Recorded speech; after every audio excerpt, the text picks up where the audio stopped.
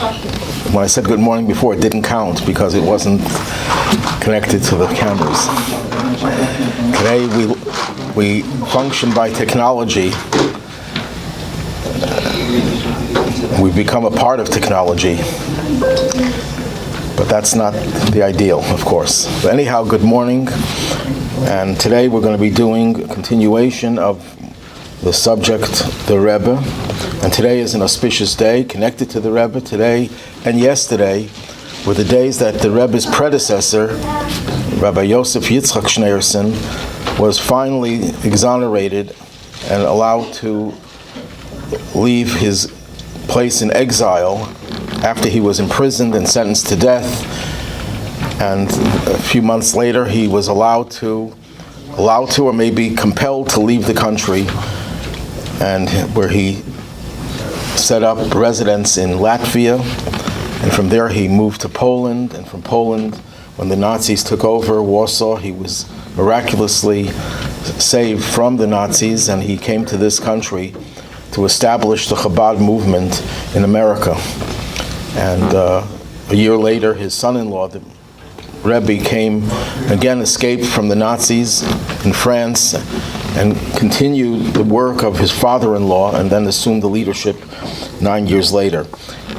We spoke about the Rebbe's leadership, about his love, about his various traits, and I'm going to continue with one very central part of the Rebbe's appeal to his followers and to Jews and non-Jews worldwide. He was a man of faith. Usually brilliant philosophers base their lives on their philosophy, on their intellectual abilities, and they have a hard time dealing with faith. Once a professor came to visit the Rebbe, and he came out. He said the Rebbe, being this incredibly brilliant person, but he has faith like a baby. That his faith was just so pure and not adulterated by his wisdom and knowledge. Just a total faith in God. But God was not the only thing that the Rebbe had faith in. Actually, it is the only thing, and not the only thing at the same time. It doesn't make sense. So I'll explain. There is a rabbi, I think he's still alive, not a Chabad rabbi, who was talking about the difference between the Rebbe and Moses. I don't agree with what he said about Moses, but I do agree what he said about the Rebbe. And he said that Moses demonstrated tremendous faith in God, but he didn't have faith in the Jewish people. He was always complaining about them and asking God to relieve him of his leadership. He says the Rebbe, besides having faith in God, also has faith in his people. So the first part about Moses, I would be very careful not to impugn Moses, God forbid. But the Rebbe has that trait of faith in God and faith in every individual, and every Jew and every human being. And the reason for that is because he saw the divinity in everyone. He saw the soul in everyone. When he looked at someone, he wasn't looking at your body necessarily only. He was looking at your whole being, your body and soul combined. And when you see the good in everyone, you see the godliness in everyone, you see a person in a totally different vein. Even when the Rebbe was very strongly connected to a certain way of life, that he criticized other people who didn't follow that. He criticized immoral behavior. He criticized illegal behavior, but he didn't criticize the person. He was able to separate between the person and say, in effect, he was saying, you could do better because you have a soul. You have a part of God in you. You are expected to do a lot better.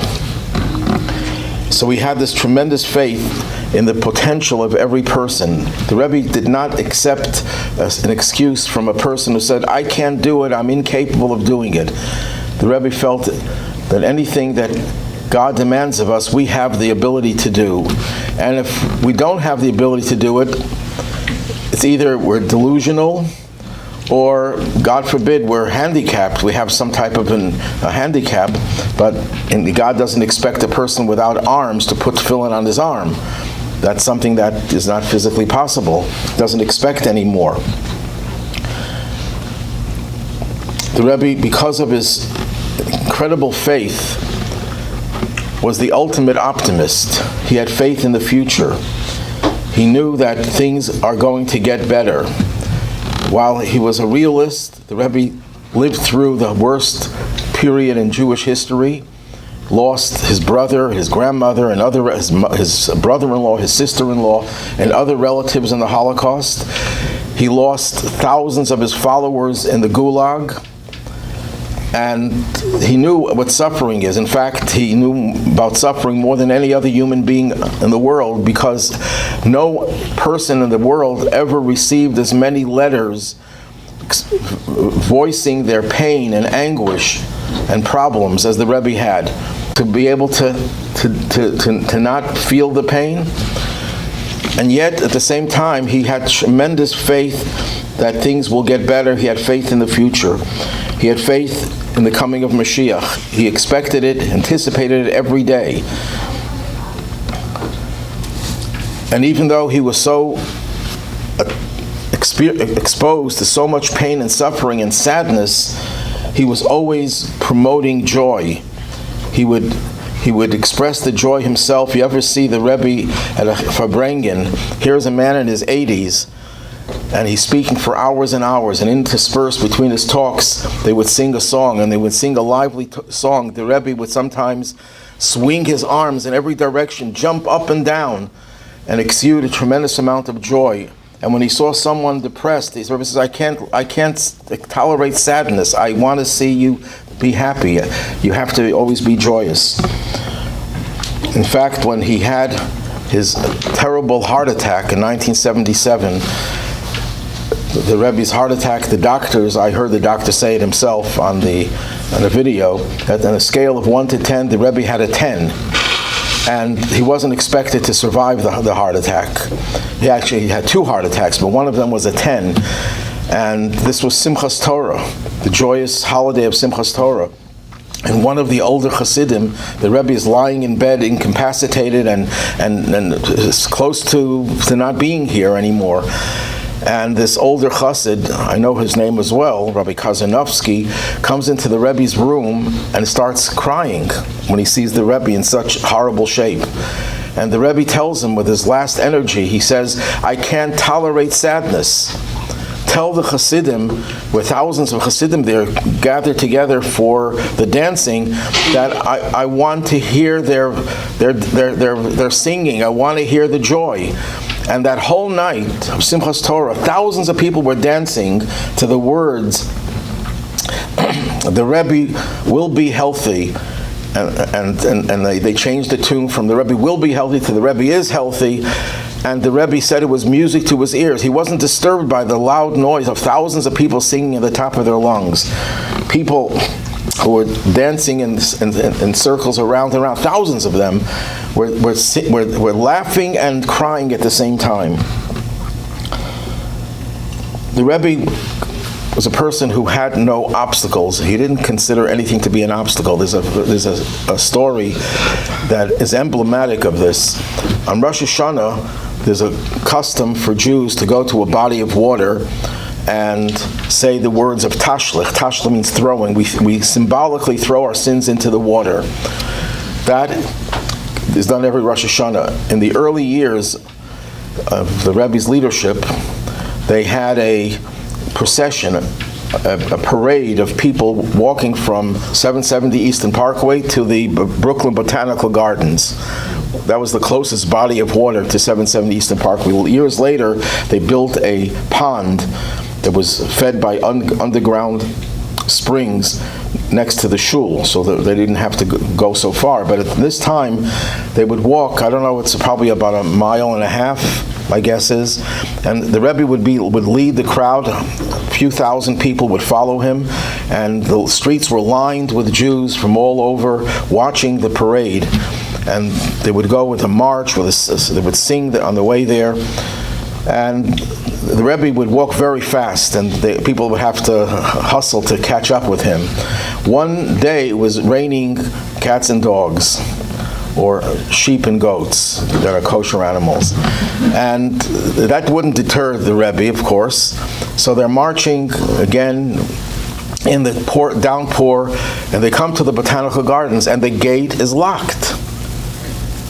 Because they didn't expect anyone to come to the botanical gardens on a rainy day like that. But it wouldn't even take a second. The Rebbe, without any hesitation, scaled the fence, jumped down, and everyone else, including people who were in the 70s and 80s, were helped. They couldn't do it on their own. They had to be helped over the fence.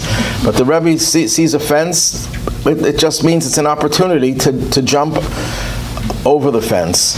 That's how he looked at every challenge in life, with tremendous amount of faith and optimism, and determined to overcome any obstacle. And the Rebbe therefore couldn't take sadness. He tried to dispel people's sadness, not just by talking about it, but by helping people. And he also could not tolerate negative language. And we think we mentioned this in an earlier class, how the Rebbe wanted people to use positive language, avoid using negative language. I mean, today's society, he wasn't even talking about vulgar language. That wouldn't even enter his mind, that a normal human being would use vulgar language. It's just demeaning to a person. It just shows that the person has reduced himself to an animal. But the Rebbe was talking even about non-vulgar language, but this negative language, the Rebbe eschewed. The Rebbe was trying to get people to see things in a positive vein. And the Rebbe was able to see, therefore, the positive in everything. And that's not just imagining that things are positive. He saw the positive. He saw the good in everything and in everyone.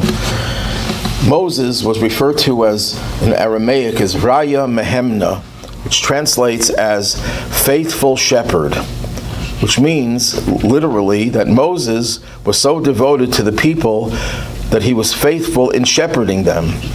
But the Hasidic teachings say that there's another translation.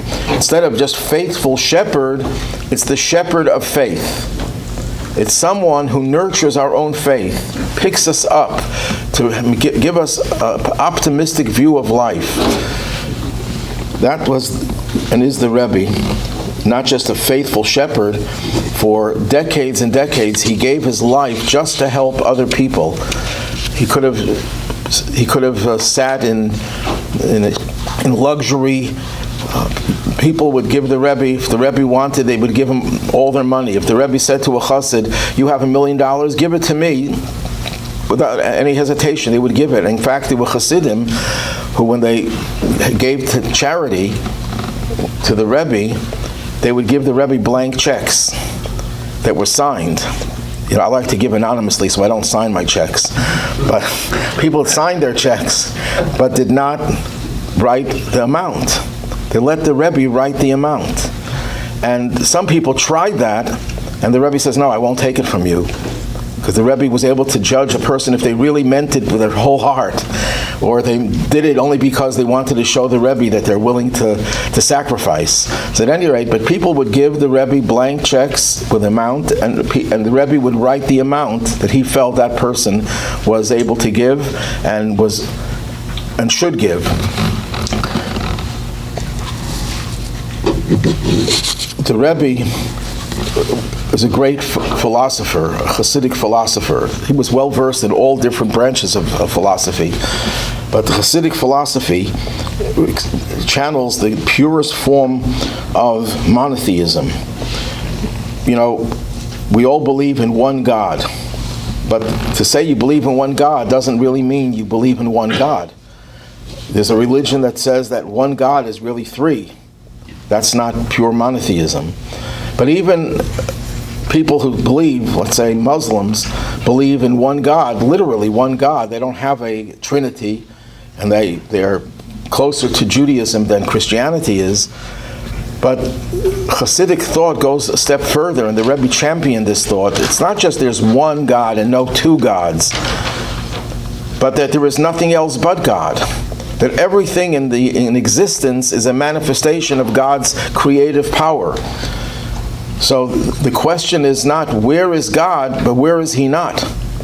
Someone once came to a Hasidic Rebbe when he was a child, and he said, "I'll give you a ruble if you can tell me where God is." So the child responded, "I'll give you 2 rubles if you can tell me where He's not." Well, that child was expressing a deep, profound philosophy that God is everything, and nothing in this world is outside of God. How does God know everything? He doesn't have to know everything by learning about it. If we want to know something, we have to take that subject and start reading it and absorbing it. God, He knows everything because He is in everything. Everything is part of Him. And the Rebbe took this teaching is a teaching of the Baal Shem Tov, but the Rebbe fleshed out this teaching and expanded on it and elaborated on it and promoted it. And because of this belief that everything is really divine in essence, and the fact that we don't see it is because God has the power to conceal His presence, that leads us to the understanding that everything that happens in our lives is by divine providence. Every little detail. The Baal Shem Tov even referred to, if a leaf flutters in the wind and rests on the ground, that's all by divine providence. It's all part of God's plan for this universe. Every little detail in the world is being governed by God. And when you come into contact with any event, there's a reason why God allowed you to see this event. Why did I have to see something happening in the world that I wasn't aware of before? Why does God want me to see it? I don't see most of what happens. We only see an infinitesimally small percentage of things that are happening. Yes, anything that we hear or see, the Baal Shem Tov taught, and the Rebbe constantly repeated this, it must be a lesson for us in how we should become a better Jew, a better person. So every experience in life is divine, and we should look at it as such. I think I discussed this last week of the Rebbe's servant of God status through prayer. I don't know anyone who prayed the way the Rebbe did. Well, when he prayed, most Hasidic leaders, I'm talking about great people, when they would pray with all their strength, with all the movement of their body. They would gesticulate, they would clap their hands, they would jump up and down, they would sway in every direction, and many Jews do sway when they pray, and there's a basis in Jewish thought for that. But the Rebbe would stand like a statue. The Rebbe was in a total state of submission, didn't make any gestures, just stood there. You wouldn't even know that he's praying. He just saw a man standing in one place, transfixed to that place. But the Rebbe's prayer was unique in another way, and I mentioned this last week. Whenever anyone asked the Rebbe for a blessing, and that was thousands of people, tens of thousands of people every year, hundreds of thousands maybe, his response to everyone was the same. The response could have been, in addition to what was the same, he would add things to each person that was related to that person. But what was the same for every person was he would mention 3 words in Hebrew: Azkir al Hatzion. I will remember on the gravesite. Meaning, I'm going to mention your name at the gravesite of my father-in-law. And the Rebbe would go, I mentioned last week, initially 2 times a month, when he would stand in the rain, in the snow, in the sleet, in the hot sun. And for years there was no air conditioning or no heat. So in the cold of winter, it could be 10 degrees, 20 degrees, the Rebbe would just have his coat on and stand there for 6-7 hours and read the names of all the thousands of people who would write to him for blessing. And then when the Rebbe got older, usually when you get older, you take life a little bit more easily. You reduce your workload. The Rebbe added to his workload. He started going not twice a month, but twice a week. And that was the last decade or so, he would go twice a week. First it was every Sunday and Thursday, I think. Then it became every Monday and Thursday. And that was a day when he wouldn't eat. It was a fast day. And he would come back late at night. Sometimes he came back midnight after standing there for 6-7 hours, reading the names and praying for the thousands upon thousands of people who would write to him. I don't know anyone else in history who was able to do that. Thank God one of the Hasidim had the brains, because the Rebbe never asked for it, to get a little compartment with like a little booth that the Rebbe would stand in that had some heat and air conditioning. I think that took about 30 years before someone thought of that idea. But the Rebbe never asked for it. He never said, it's getting a little cold in the winter, or it's getting too hot in the summer.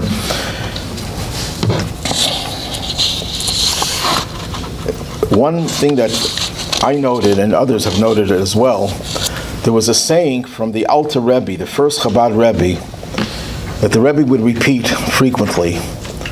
And whenever he would repeat it, he would start crying. And when you hear what he said, it doesn't sound like something that you start crying for. The Alter Rebbe said that he was like speaking to God, and he would say this frequently: God, I don't want your paradise. I don't want your world to come. I want you. And whenever the Rebbe would say that, he would cry. I don't remember even once where he would say it when he didn't start crying. And my interpretation of that is that the Rebbe was experiencing that same feeling, that he wants just to be connected to God. The Rebbe taught a song. The Rebbe taught about a dozen songs, most of which were not known to the Hasidim. This was an interesting thing. Simchas Torah, after the dancing was over, was like 5 a.m. A short night. The Rebbe would teach a new song to the Hasidim. And this is not Simchas Torah, but this song, the Rebbe said that it was a song composed by the Alter Rebbe, the first Chabad Rebbe. But no one ever heard it before. But the Rebbe taught it, and the Rebbe would sing it every now and then. And you could see the Rebbe pouring out his heart and his thirst for getting closer to God. The words are Tzama lecha nafshi, my soul thirsts for you, my flesh pines for you. And the Rebbe would sing that song. I wish we had a recording. I'd like to play it. Maybe some other time we'll get the recording. Well, I probably can get it on my phone. Next time I will play. Okay, that would be a good idea.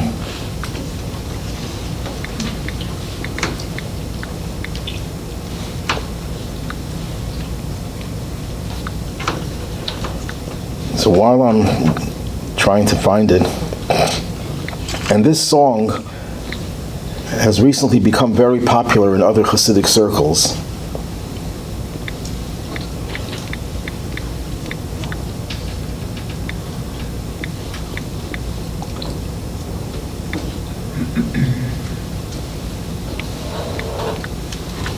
I don't know if I can find it.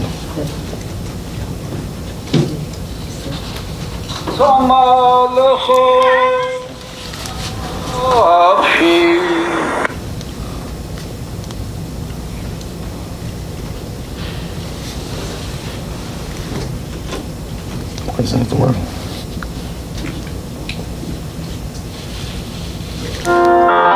You have an order of the day. You vote Mashiach.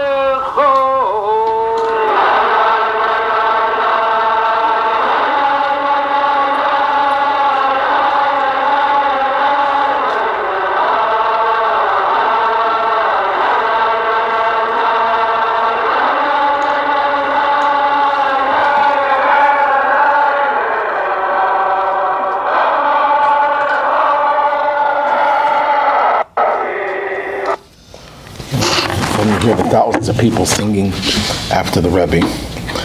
This is a song that expresses his tremendous thirst to get closer to God. And this is what he tried to instill in all of us. The Rebbe was scrupulous in mitzvah observance. You know, usually when someone is very emotional in their Judaism and very spiritual, they pay less attention to details. And this is one of the paradoxes of the Rebbe. The Rebbe was so careful about every little detail, which many people would just overlook in the observance of a mitzvah, to the point that the Rebbe would risk his life to be able to do a mitzvah better. This is a story that happened during the war, World War II. The Rebbe was in France, and on a holiday of Sukkot, we take the four kinds, the lulav and the etrog. And where do you get an etrog from? Well, Chabad's custom is to take an Italian etrog.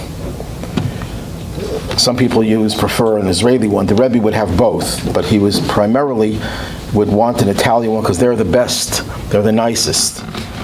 And he didn't have one because it was middle of a war and there was no people bringing things from Italy to France. And the Rebbe was talking to a rabbi, I think his name was Rabbi Rottenberg. Was a rabbi in France, what? Rubinstein, okay. A day or so after this discussion, the Rebbe disappeared. A few days later, he comes back with two esrogim, one for himself and one for the rabbi. And the rabbi realized that the Rebbe risked his life to cross the border, middle of a war, to get to Italy. You have to get to a certain part of Italy. They don't just sell it in every store. To bring an esrog so we can do a mitzvah with more beauty and more excellence. Someone once asked the Rebbe, a very high-ranking Israeli person who was very close to many prime ministers and kings and leaders of countries, presidents. He has a son who lives in Buffalo. And he asked the Rebbe in a letter, he said, how could you be so true, so honest, so consistent? Because he met a lot of great, powerful leaders, and he knew that the one thing that they didn't have was honesty and integrity and consistency. It's very hard to find a powerful person who doesn't have to bend the truth and lacks integrity. And he asked the Rebbe, he was so impressed, he asked him, how could you be so honest and so... And the Rebbe gave him an answer. And the Rebbe says, by dedicating my life to following the code of Jewish law. And what the Rebbe was saying, I'm not honest myself, I'm human like everyone else. I have my own limits. But I do everything following what the Torah says, and that represents integrity and honesty. And if you do the same, you could also be that way. The Rebbe, whenever he would get a compliment, the Rebbe would turn it around and say that you can do the same thing. I'm not unique. In fact, when people were asking the Rebbe about the miracles that he performed, and we'll talk a little bit more about that later, the Rebbe said, you can all perform miracles. The Rebbe did not believe that he had anything exclusively. Any trait that people praise the Rebbe said, it's not me, you can do it as well. The Rebbe devoted his life to disseminating the fountains of Torah. There's a story, and the story is based on a letter. The letter is an authenticated letter of the Baal Shem Tov. We have very little things that the Baal Shem Tov wrote. Most of his teachings that we know of were based on what he said, and the students put it in writing. But there's a letter that the Baal Shem Tov, one of the few letters that were preserved and published, in which he says to his brother-in-law that on Rosh Hashanah of the year 5107, that corresponds to what? I'm not going to figure it out now. Anyhow, he said, my soul ascended on high, and it entered into the palace of the soul of Mashiach. And I asked him, when are you coming? And the Mashiach soul answered, when your teachings will be disseminated all over the world, will be disseminated abroad. And the Rebbe devoted his life to disseminating the teachings of the Baal Shem Tov and the explanations of those teachings by subsequent Hasidic leaders and his own teachings. And the Rebbe established thousands and thousands of classes all over the world to study these Hasidic teachings, translating the Tanya, the primary work of Hasidic thought, into every language. I can't say every language, but in many languages, probably a dozen languages, including Braille. And the Rebbe then did something very novel. He asked that the Tanya should be printed and published in every place in the world. Right now, there are close to 8,000 editions of the Tanya. Many were printed in Buffalo and other places. And I'll tell you a story, what happened in Iran. You know of Khomeini and the revolution in Iran. Well, before the revolution, some Chabad students went to Iran and they published an edition of the Tanya. But the revolution broke out, so they didn't have a chance to distribute the Tanya. They were all stationed, they were all kept in the Jewish center, the major Jewish center in Tehran. Well, Khomeini comes to power, and he issues an edict that anyone caught with any type of insignia, any symbol from the Shah's regime and from previous regimes would be executed. And they were giving everyone 30 days to expunge, to get rid of all those different symbols of the previous governments. The Jewish community had a big problem, because in the Jewish Community Center, which I think was a synagogue as well, and a library, they had tons of stuff, because the Shah was very, very close to the Jewish community and was very supportive of Israel. He wasn't a tzaddik, I'm sure, but he was very close to the Jewish community. And they didn't know what to do, because it was priceless. The things that they had, they were historical and priceless. So they tarried. They didn't take it too seriously. The 30 days are up, and who knocks on the door? 2 revolutionary guards were here to inspect the premises. The rabbi was ready to put on his shrouds for burial, because he knew that they're going to find these things. They were all over the place, and the threat was execution. So they say, let's go into the library first. They go into the library, and they see piles of books on the floor. Those were the Tanyas that were printed but were not distributed yet, because the revolution broke out and there was turmoil. So it's a little strange. You walk into a library and you see hundreds of books on the floor piled up. So one of the guards takes one of the books, gives it to the rabbi, opens it up randomly, and asks, read, translate for me. I want to know what's written in this book. And it opened up to the page where the author, the Alter Rebbe, the first Chabad Rebbe, quotes the Baal Shem Tov, that God is continuously creating the world. Creation is not a one-time event, but God is continuously creating the world, and therefore God's presence is in everything, even in a rock. Even a rock has a soul, has a spark of divine energy that puts it into existence. And the Revolutionary Guard takes the Tanya, kisses it, and he says, a place that has a book like this, I don't have to inspect. He was so impressed with the depth, the theological depth, which was consistent with his way of thinking as well, I'm sure. And the rabbi says, could you please put in writing that you inspected the place before you leave, which he did, and that saved the place. And it's interesting, the Rebbe once said, why is he translating the Tanya into English? He said, one of the reasons is for non-Jews to be able to read it. And he was referring specifically to that page. So it turned out to be prophetic. The Rebbe launched mitzvah campaigns. The Rebbe, yes? So is the dream that you talked about, like, a lot of other Hasidic sects are very inward-looking and are not very outward-looking. But that was one of the bones of contention between Chabad and other Hasidic groups. Other Hasidic groups did not take that message literally. Chabad did. And that's something that the Rebbe devoted his whole life to, disseminating these teachings. The Rebbe not only was scrupulous in his own mitzvah observance, but he promoted people doing one mitzvah at a time.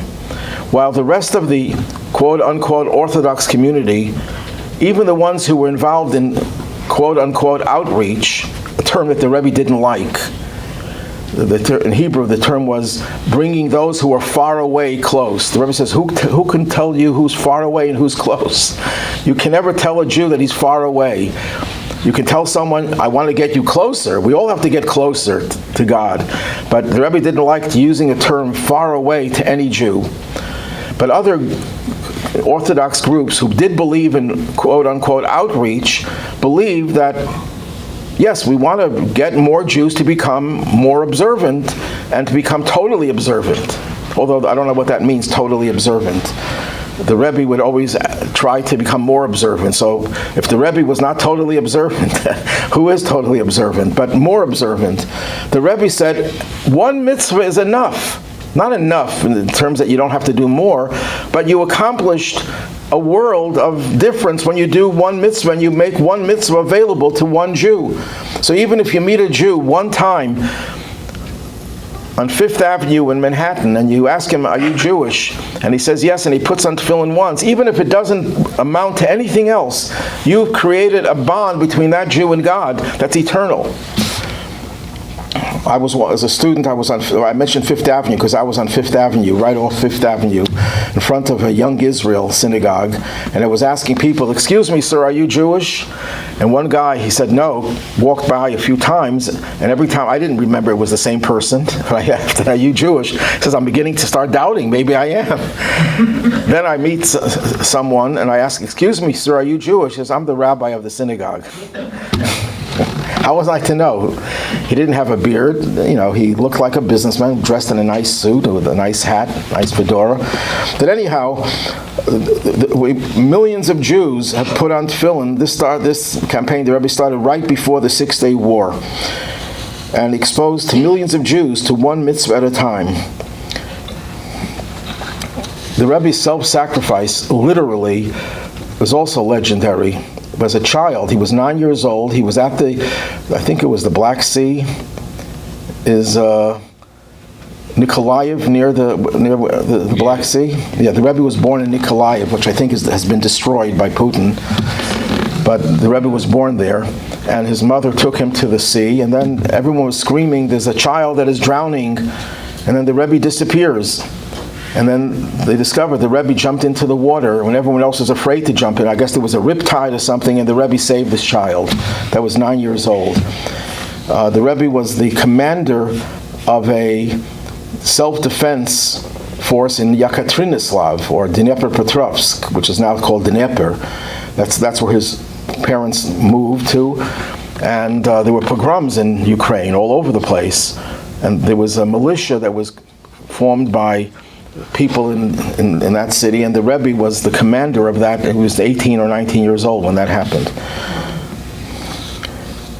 Rabbi Rubinstein, the one I mentioned before, when the Rebbe accepted the leadership, Rabbi Rubinstein said, I knew the Rebbe had self-sacrificed for God. What was he referring to? When the Rebbe was in France and the Nazis took over, the Gestapo, whatever they call themselves in that place, registered every person by religion. So they went to every house, every apartment, and you had to say what religion you were: Catholic, Protestant, Muslim, Jewish. And the Rebbe wasn't home, and when they knocked on the Rebbe's door, whoever answered tried to help the Rebbe. So the person said, the Rebbe is Orthodox. What did the implication? When you say Orthodox in Europe, you probably mean Greek Orthodox or Russian Orthodox. And that way the Rebbe's life would be spared, would be saved, that they wouldn't think that he's Jewish. The Rebbe comes home and he's told that we did you a favor. We said that you're Orthodox. He said, you didn't say I was Jewish? And the Rebbe went to the Gestapo and said, I want you to change it. I am Jewish.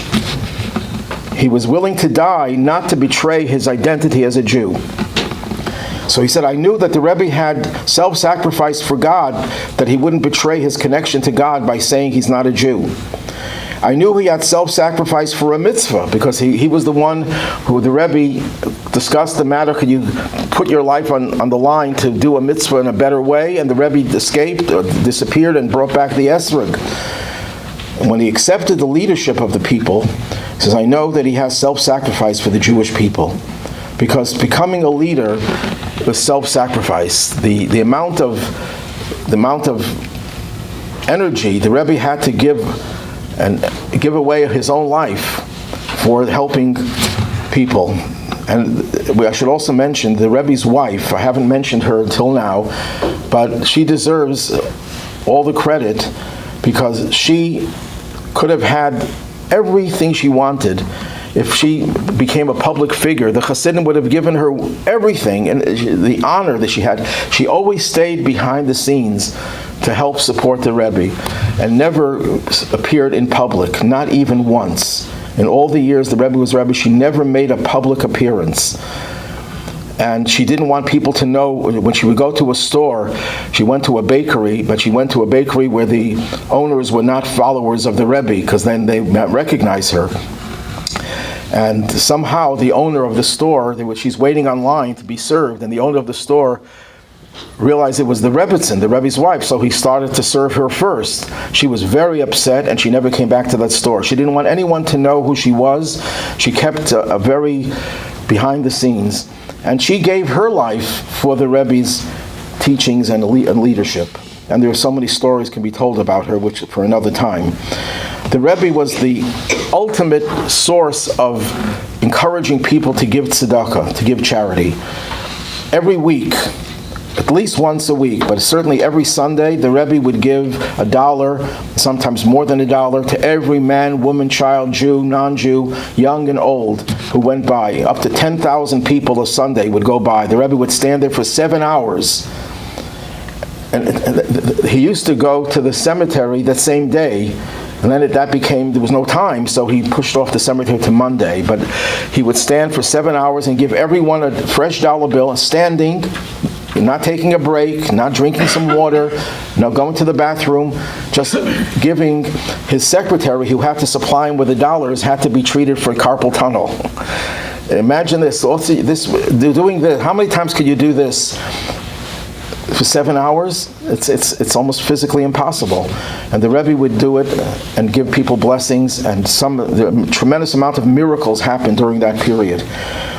The Rebbe encouraged every employer to give every employee a token amount of money that they should give to charity every week, to any charity of their whatever they wanted, of their choice. And in fact, when the Rebbe would give $1, the Rebbe didn't tell you to give it to his charities, to his institutions, to any charity of your choice.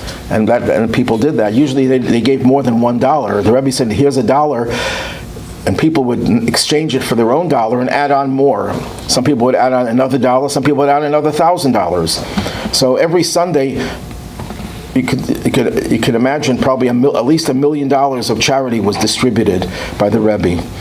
And when I was sent by the Rebbe to Australia, he gave us, myself and 5 others, $36, which is the numerical value of the name Leah. So I guess he was telling me that I'm going to marry Leah. I don't know if that's what he had in mind, but it worked out anyhow. And he always got people to give more than what they thought they can give. I'll share one story that happened with my father. This happened one time. The Rebbe made a collection for some cause. I don't remember what it was. This was in the early years. There were just a few hundred people around. And the Rebbe said, people should give more than what they think they can give. And God will repay you. Every penny you'll get back, and sometimes several times over. So people would give whatever amount, and the only time the Rebbe ever did this, he would open up your envelope and look at the check, and the check said, let's say $100. The Rebbe said, I want you to give 10 times as much. There was only one person who the Rebbe didn't add to. My father was then making about $100 a week. This is in the 1950s. $115. I once saw my father's salary check. And my father wrote out a check for $36. That's a third of your weekly salary. That's a nice donation in those days. The Rebbe looked at it, and I think he smiled, and he told my father, I can't even add on to that. It's too little. So my father wrote another check for $118. And the Rebbe said 10 times as much. So my father couldn't give it all at once. He didn't have it. He had to pay it out. But that year, he made exactly that amount more than the year before. He got every penny back. But that's an emblematic. That only happened once. But the Rebbe always felt that people could give more than what they think they can give. And when you give more, the Rebbe says God will repay you. The Rebbe fought for the integrity of Israel, of the Jewish people, and of the land of Israel. The Rebbe was very strongly opposed to the law in Israel that allowed people who were not Jewish, who didn't go through a proper conversion, to be registered as Jews. The Rebbe felt that was destroying the fabric of the Jewish people. The Rebbe would often say that when Mashiach comes, no Jew will be left behind. Every Jew will be taken out of exile. And therefore we have to reach every Jew. You can't be satisfied if you reach 90%, 99%. There was a story that happened, a rabbi that I know, Rabbi Shmuel Bogomilsky, when he was a student, he was sent to the Caribbean to visit the Jews of that one island. I think it was Curacao, I'm not sure. And he got all the men gathered together, and he put on tefillin with every single man. And he wrote a report to the Rebbe. And in his report, he wrote that I gathered all the men, I put on tefillin with every single one, except one who was out of the country. So what was the Rebbe's response? When are you going to meet that one? Don't give up on one Jew. You know, you feel good. To bat 900 in baseball is impossible. If you bat 300, you see how much I know about baseball? If you bat 300, you're a very good player. Leo, am I right? 300 is pretty good. And here, if you're batting 999, the Rebbe says, I'm not satisfied. You can't neglect the one Jew that you didn't reach. And that's how the Rebbe viewed the work that he gives to every follower and every Jew. We have to get every Jew. We can't give up on any Jew. He also was very hawkish when it came to Israel's security, to not give up even 1 inch. But for peace, could you give up land for peace? The Rebbe says that's an oxymoron. You give up land, you become more vulnerable, and you invite more pressure to give up more and more until there's nothing left. And the proof of that you can see is in the Gaza withdrawal. We gave up the Gaza Strip, beautiful, beautiful cities, towns, and what did they do? We gave them agriculture worth millions of dollars. What did they do? They destroyed it all, and they use it as a springboard to launch rockets to kill Jews, men, women, and children. That's what happens when you give a terrorist, and you make a concession, you invite more terror. Rabin, who was not a religious Jew and was not in favor of Judaism per se, but when he met the Rebbe, when he was ambassador to the American ambassador, or to the UN, I don't remember which one, he says the Rebbe knows more about Israel than most members of the Knesset. I would just change that to all the members of the Knesset. And the story, and I heard this story, 3 of the different stories, but about the same place, of Jerusalem. Professor Branover, who was a Russian scientist, Russian Jewish scientist, of course, had to pay the highest ransom tax to get out of Russia. And the Rebbe wanted him to build a neighborhood in Jerusalem with laboratories and all the equipment necessary for scientific research and housing for the Russian scientists. A lot of Russian scientists were coming out, Jewish scientists, and the Rebbe wanted them to continue their scientific research. So he was looking for different neighborhoods where to establish this neighborhood, which was called Shamir. And he came to the Rebbe, so the Rebbe should give him guidance. And he brought a map of Jerusalem. The Rebbe had never physically visited Israel. So he brought a map of Jerusalem to show him the different neighborhoods that were possibilities. The Rebbe took the map and put it aside, And he asked them to tell him about which neighborhoods, and the Rebbe explained how each neighborhood, what the benefits and the deficiencies in each of the neighborhoods, until the Rebbe told him which neighborhood. The Rebbe knew the neighborhood well, and he was able to talk about the traffic patterns. And there's another story, and this I heard from Dr. Branover himself. This is not just stories that people tell. Another story, a journalist came to the Rebbe who lived in Jerusalem, and his wife was with him. And after the Rebbe discussed whatever matters with the journalist, the Rebbe turns to her and asks her about her job, about she was a social worker, where she lives. And she told the Rebbe where she lives, what street, and the address. So the Rebbe said, is this vegetable store behind the apartment building, is it still operating? And she looked at the Rebbe with a blank stare. What vegetable store? Apparently she never knew. She never went behind her apartment house. She didn't know there was a vegetable store behind. And the Rebbe knew about it. He knew the streets of Jerusalem like he was there all his life. The Rebbe's bond to Israel was, there are people who live in Israel, but they're thinking about Hollywood. Their mind is in Hollywood, in American culture. And the Rebbe was in New York, and he was always thinking about Israel.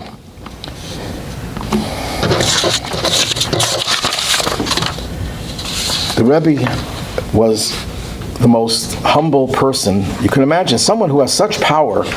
If the Rebbe had and has thousands and thousands of followers who would do anything he asks. The Rebbe never ordered anyone to do anything. The Rebbe suggested, and people would just do it, would feel honored to do it. The Rebbe rarely spoke of himself. The Rebbe really said I. Sometimes the media counts the number of times a president says, or another public official says the word I. I this, I that, I the third thing. The Rebbe never spoke of himself, rarely spoke of himself. And when he was asked to become leader, he refused. He did not want to have any position of leadership, of power. There was a biographer who wanted to write a biography of the Rebbe, so he thought the Rebbe has tremendous amount of writings, thousands and tens of thousands of pages of writings. I'm sure he'll find a lot of biographical material. Couldn't find anything, because in all the Rebbe's teachings, in all of his talks, there's almost never a talk about where he has a role. And I remember the few times the Rebbe told stories about himself and his father-in-law, he told the stories where he looks bad. Where he asked his father-in-law a question, and his father-in-law said, "I'm surprised you're asking this question." So whenever he told a story where he was in it, he never told the story where he looks good in the story, or he looks like he's the hero of the story. Always a self-deprecating story. And everything that he did and accomplished, including miracles, the Rebbe attributed to his father-in-law. Was once a miracle story where the Rebbe gave a blessing and someone who was deathly ill becomes healthy, and they wrote a letter to the Rebbe. And the Rebbe had two secretaries, one who spoke fluent Russian, and the other who was an American who didn't understand any Russian. So the Rebbe tells the the fluent in Russian, soon he's going to think it was my miracle. The Rebbe was like saying, the young guy is going to think I did the miracle. I didn't do it. It's my father-in-law. And the young one asked the older one, could you please translate what the Rebbe told you in Russian? And he told him that the Rebbe always attributed everything that he accomplished to his father-in-law.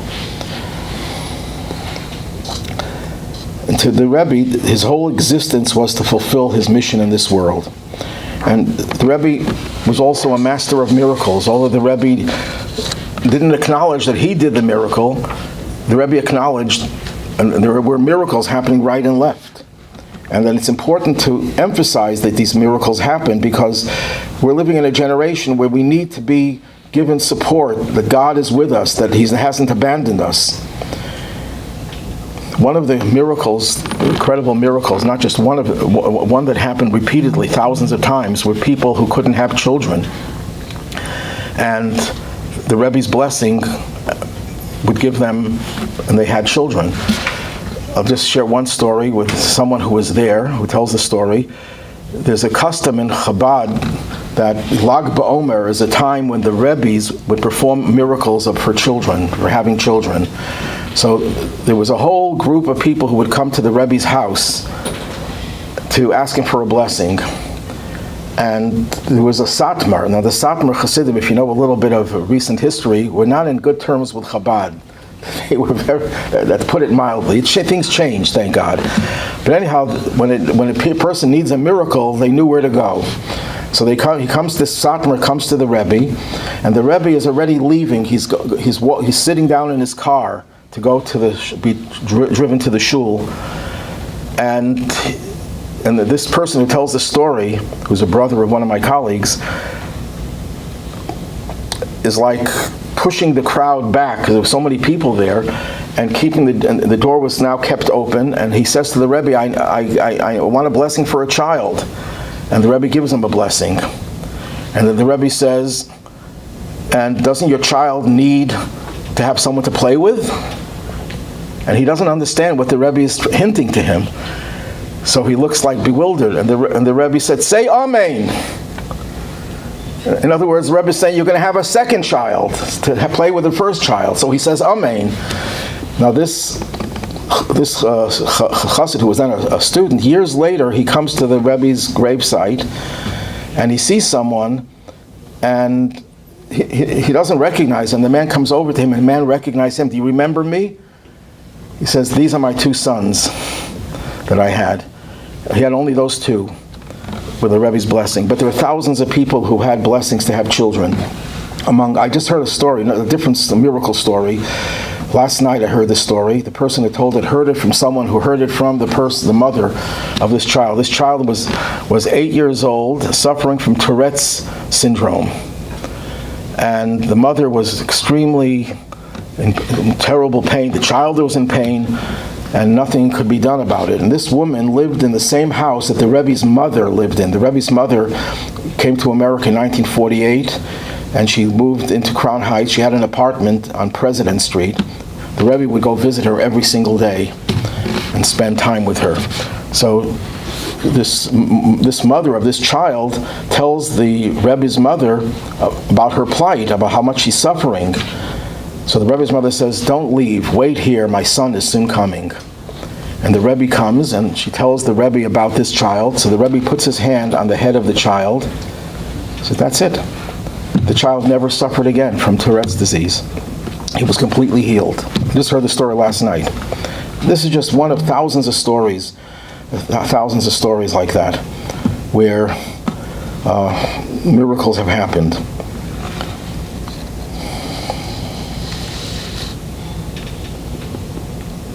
The Rebbe had prophetic abilities. The Rebbe predicted before the Six-Day War, when Israel was preparing graves for tens of thousands of civilian casualties, and the Prime Minister of Israel was extremely pessimistic, and he really demoralized the people.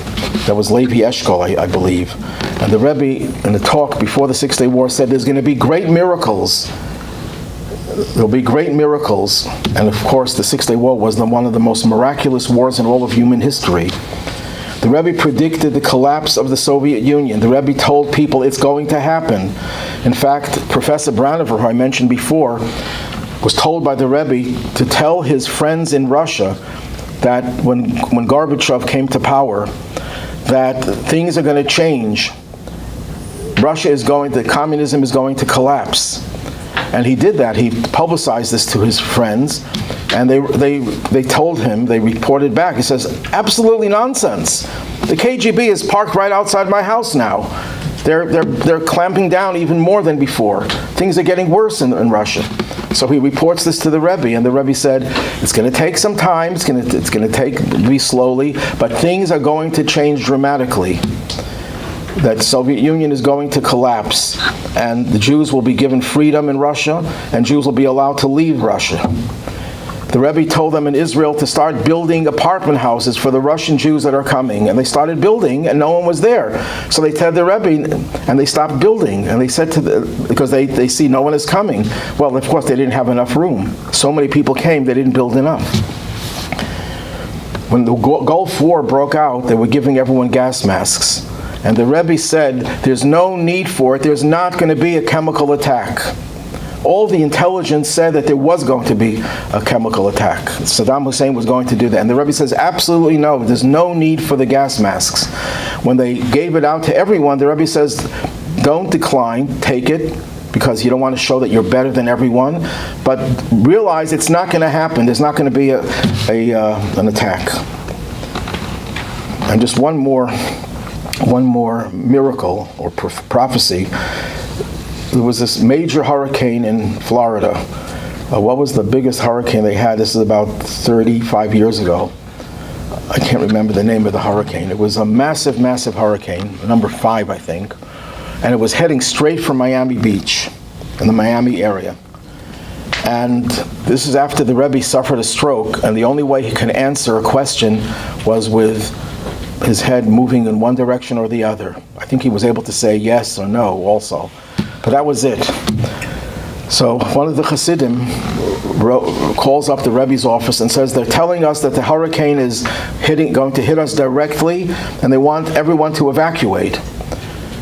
So the Rebbe's secretary told that to the Rebbe, and the Rebbe made a gesture with his hand. He could, I think, his right hand. His left hand was paralyzed. He made this gesture like there's not going to be any hurricane, and he said no, they shouldn't evacuate. Well, things were getting more dire. The winds are getting stronger, and they were saying there's going to be a direct hit, and everyone was evacuated except for Chabad followers. And it was in the newspapers that the Chabad followers are not evacuating because the Rebbe said not to. The Rebbe never said not to. The Rebbe just gestured no, that there's no need to evacuate. Well, someone who was literally living on the beach said maybe the Rebbe's answer was not for me. Maybe it was for someone who lived further away. And they asked the Rebbe again, and again the Rebbe made that gesture like as if to say the hurricane is going to go some other route. It's not going to come to you. Most everyone who evacuated to an inland city, and I can't remember the name of the city, but it was inland. The last minute, the hurricane stopped before Miami, made a turn, a 180-degree circle, and hit that town where everyone evacuated to. People who lived on the beach hardly suffered any damage to their homes. The hurricane was still big winds, but it was not damaging. That was another prophetic, but there are so many others as well. The Rebbe told the Jews in South Africa who were leaving South Africa in droves. Tens of thousands of South African Jews left because they knew there's going to be a revolution and there's going to be a bloodbath. The Rebbe said there's not going to be a bloodbath. The Jews will be safe and secure in South Africa. You don't have to leave. And of course, we know that may not be the safest place in the world. Neighborhoods are not so... I was there once, and I didn't like the idea that everyone was surrounded by by fences and electrified fences and walls, but there was no bloodbath. There's so much more to talk about, but it's already way beyond the time that we usually. Okay, everyone have a good week, and